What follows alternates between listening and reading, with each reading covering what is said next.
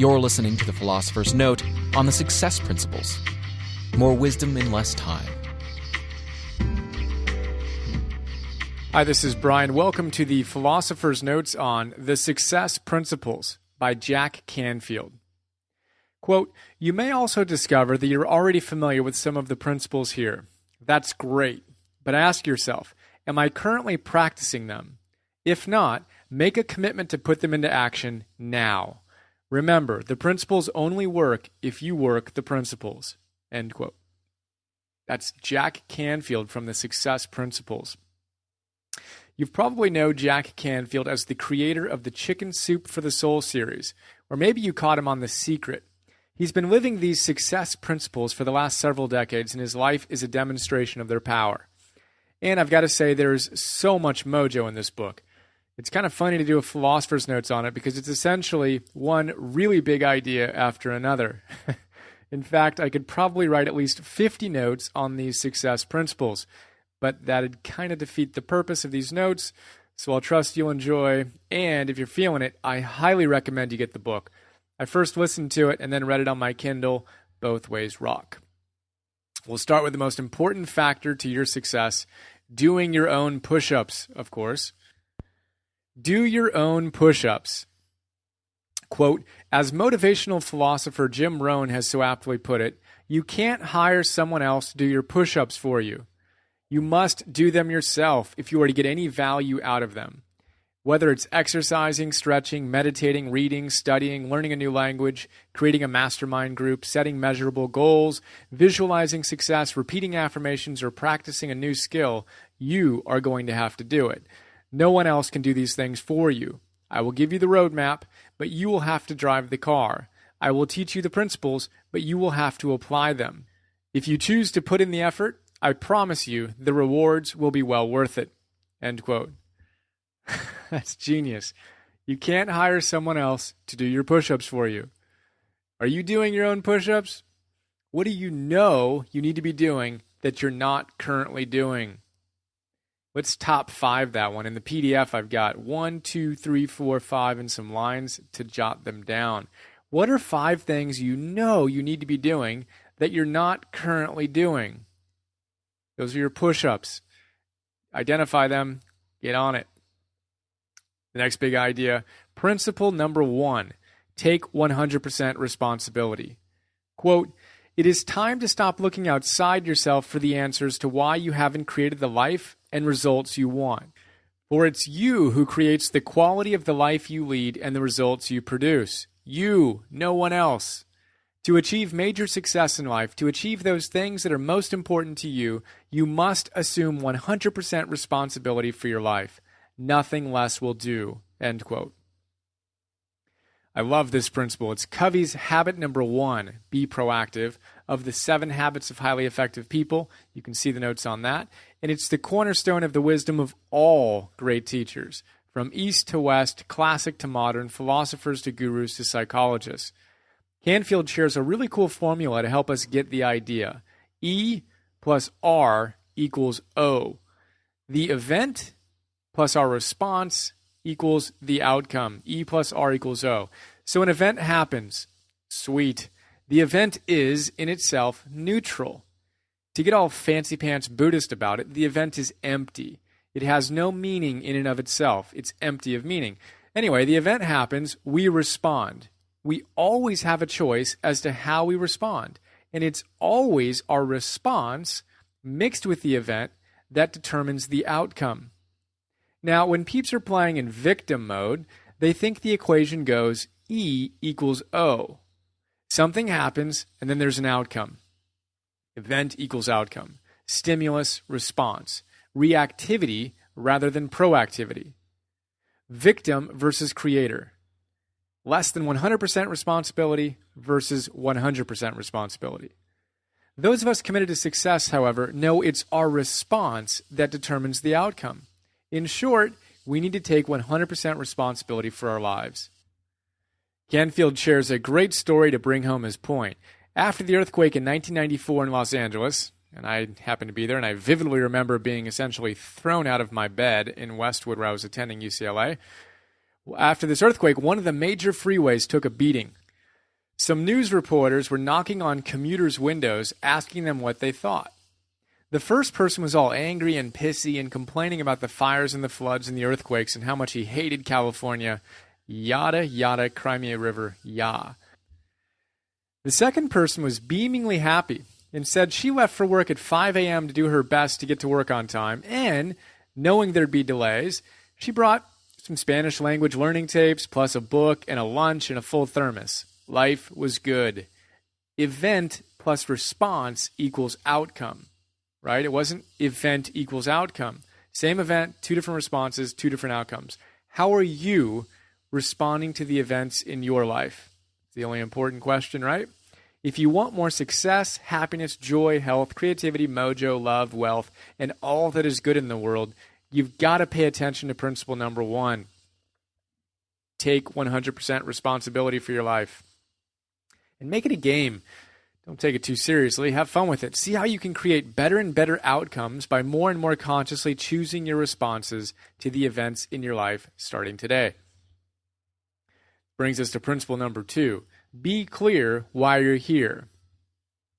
Quote, you see, without a purpose in life, it's easy to get sidetracked on your life's journey. It's easy to wander and drift, accomplishing little. But with a purpose, everything in life seems to fall into place.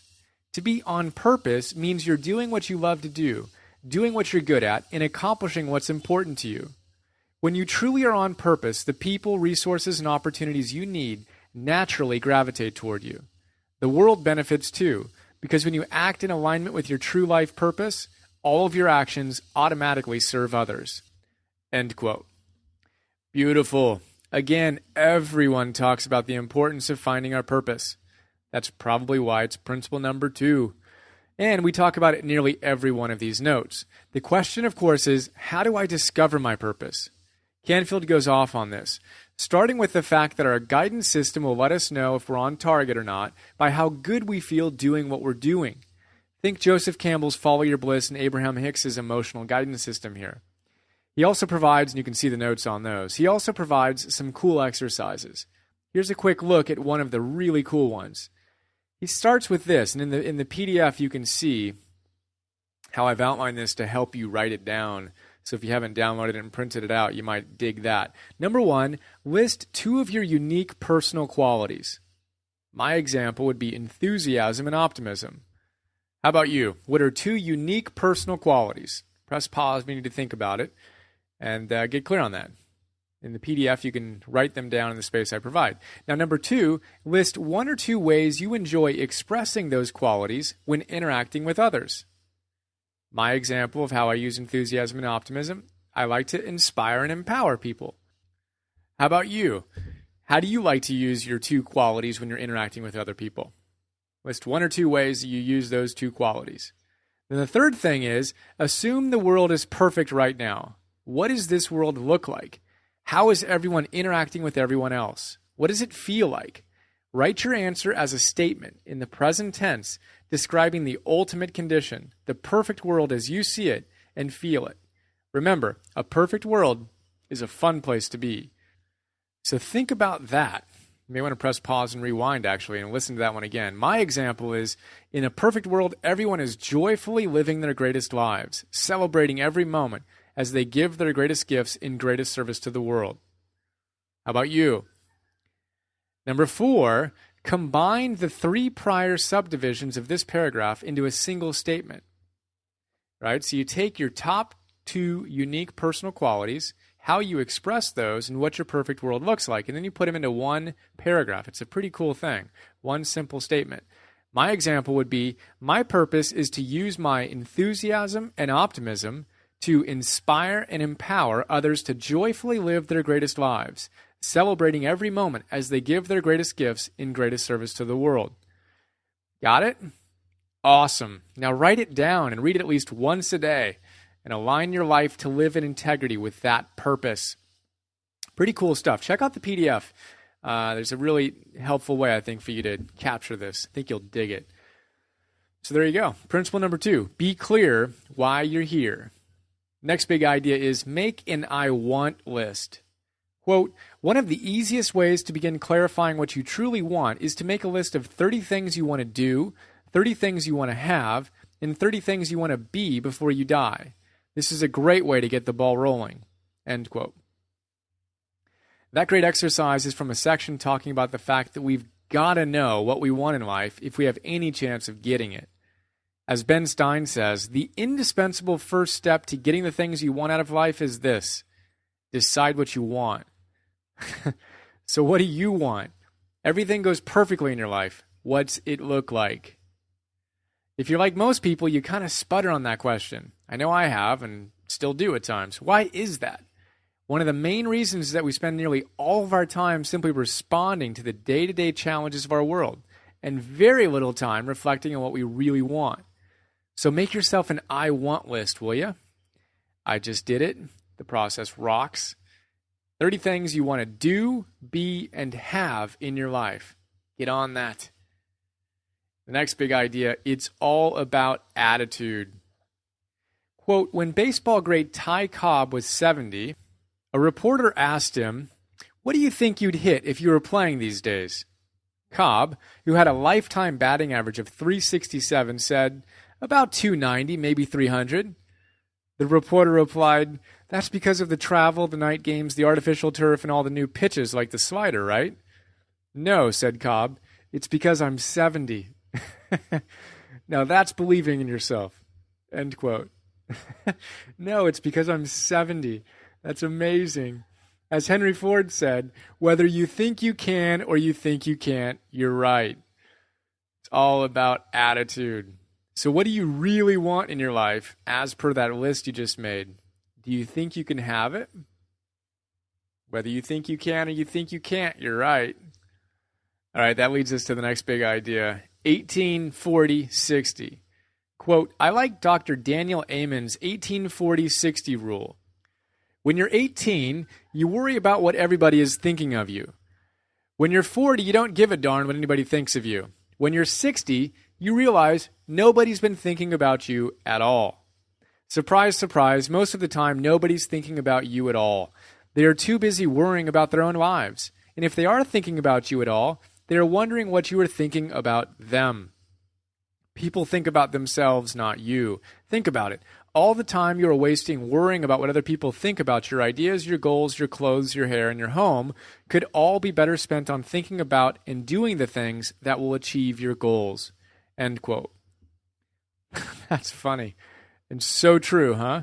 Dale Carnegie says something similar in his great book, How to Stop Worrying and Start Living. Great book. You can see the notes on that. He says, I realize now that people are not thinking about you and me or caring what is said about us. They are thinking about themselves before breakfast, after breakfast, and right on until 10 minutes past midnight. They would be 1,000 times more concerned about a slight headache of their own than they would about the news of your death or mine. End quote. Pretty strong way to put it. Let's quit wasting our precious energy worrying about what other people think of us and direct it into creating our ideal lives, shall we? Say yes. Yes, yes, yes. Good answer. All right, the next big idea is become an inverse paranoid. Quote, my earliest mentor, W. Clement Stone, was once described as an inverse paranoid. Instead of believing the world was plotting to do him harm, he chose to believe the world was plotting to do him good. Instead of seeing every difficult or challenging event as a negative, he saw it for what it could be, something that was meant to enrich him, empower him, or advance his causes. What an incredibly positive belief. Imagine how much easier it would be to succeed in life if you were constantly expecting the world to support you and bring you opportunity. Successful people do just that. End quote. Well, that's one awesome way to look at the world. What's the biggest challenge, disappointment, thing in your life right now? How can you see the seed of opportunity in it? How can you make your current perspective 10 times more positive and constructive? And remember to ask yourself, self, you got to make sure you start with the self. Self, are we inverse paranoids or just plain old straight up paranoids? Which way do you see the world? As a conspiracy to help you or conspiring to bring you down? Choose wisely. Go for the inverse paranoid role. Next big idea, clarity plus consistency equals mojo. Quote, think of it this way. If you are clear where you are going with goals and you take several steps in that direction every day, you eventually have to get there. If I head north out of Santa Barbara and take 5 steps a day, eventually I have to end up in San Francisco. So decide what you want, write it down, review it constantly, and each day do something that moves you toward those goals. End quote. Simple, powerful stuff. S.N. Gwenka, my Vipassana teacher who I mention often, says, work diligently, diligently. Work patiently and persistently. Patiently and persistently. And you're bound to be successful. Bound to be successful. Same rules apply whether we're talking about enlightenment or financial freedom. Know what you want, move toward your goals, you're going to get there eventually. Next big idea, 99% is a bitch, 100% is a breeze. Quote, successful people adhere to the no exceptions rule when it comes to their daily disciplines. Once you make a 100% commitment to something, there are no exceptions. It's a done deal. Non-negotiable, case closed, over and out. End quote. This has been by far one of the most powerful ideas I've ever integrated into my life. What are you committed to in your life? Waking up with the sun, meditating in the morning, exercising daily, no longer lashing out at your family, removing refined sugars, red meat, etc. from your diet. Whatever it is, check in and see how committed you really are. And know this, 99% is a bitch. 100% is a breeze. Let's say you decide that meditating every day will be your new ritual. You've done the research, see the benefits, and decide to go for it. Good decision, by the way. Now, if you have to think about whether or not you're going to honor that commitment every day, there's no way you're going to honor it. Impossible. You're going to have that little whiny voice pop up that says something along the lines of, oh, you deserve a little more sleep this morning. Plus, it's just a day. You deserve a day off. And those peeps who are so committed are way too rigid anyway. Relax. Be flexible. Or whatever your voice says and sounds like. There's some equivalent. So figure out what daily practices define your destiny, and then make your commitments to those rituals non-negotiable. Period. Actually, make that an exclamation point. Seriously, try it out. It may sound harsh, but it's really liberating. Frees up so much energy when you don't need to think about whether today's the day you'll break. And speaking of energy, check out The Power of Full Engagement. We talk about the importance of developing rituals in that note. It's fascinating stuff. You really want to get into that and channel your energy most powerfully. Leads us to the final big idea, a whole new set of habits and self-disciplines. Quote, you can't do everything at once, but if you keep adding a little progress every day, over time, you will have built a whole new set of habits and self-disciplines. Remember, anything valuable takes time. There are no overnight successes. It took me years to learn and implement all of the principles in this book. I have mastered some, and am still working on mastering others. End quote. That's brilliant. It takes time to build these new set of habits and self-disciplines. There are no overnight successes. Let's just be patient, diligent, and persistent and watch what happens. We're bound to be successful. All right, well, that's a really quick look at a few of the incredible big ideas from what I think is a phenomenal book. If you're into mastering the success principles, pick it up, check it out. Let's become inverse paranoids who live on purpose, know what we want to do our own push-ups, and enjoy the success that is our destiny. That wraps up the text portion of the note. If you liked this note, I think you'll also enjoy the note on overachievement, 7 Habits of Highly Effective People, Mastery, The Power of Full Engagement, and the 80-20 principle. And every other one I've written too, I think. All right, and now for some of the quotes from the side. This is from Richard Paul Evans. Everyone who got to where they are had to begin where they were. Ray Bradbury says, first you jump off the cliff and you build wings on the way down. Ken Blanchard says, there is a difference between interest and commitment. When you're interested in doing something, you do it only when it's convenient. When you're committed to doing something, you accept no excuses, only results. Jack Canfield says, it's amazing what happens to your self-confidence when you get eyeball to eyeball with yourself and you forcefully tell yourself what you're going to do. Whatever your dream is, look at yourself in the mirror and declare that you are indeed going to achieve it, no matter what the price. Napoleon Hill says, every negative event contains within it the seed of an equal or greater benefit. Next three are from Jack Canfield. He says, if you assume in favor of yourself and act as if it is possible, then you will do the things that are necessary to bring about the result. If you believe it is impossible, you will not do what is necessary and you will not produce the result. It becomes a self-fulfilling prophecy. You must choose to believe that you can do anything you set your mind to, anything at all, because, in fact, you can. In the name of being sensible, we end up becoming numb to our own desires. Brian Tracy says, decide upon your major definite purpose in life and then organize all your activities around it. And finally, Jack says, the formula is simple. Do more of what is working, do less of what isn't, and try on new behaviors to see if they produce better results.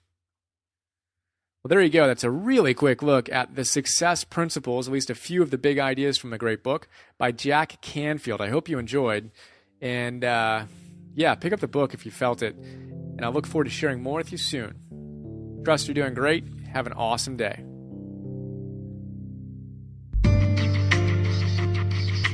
We hope you enjoyed this Philosopher's Note.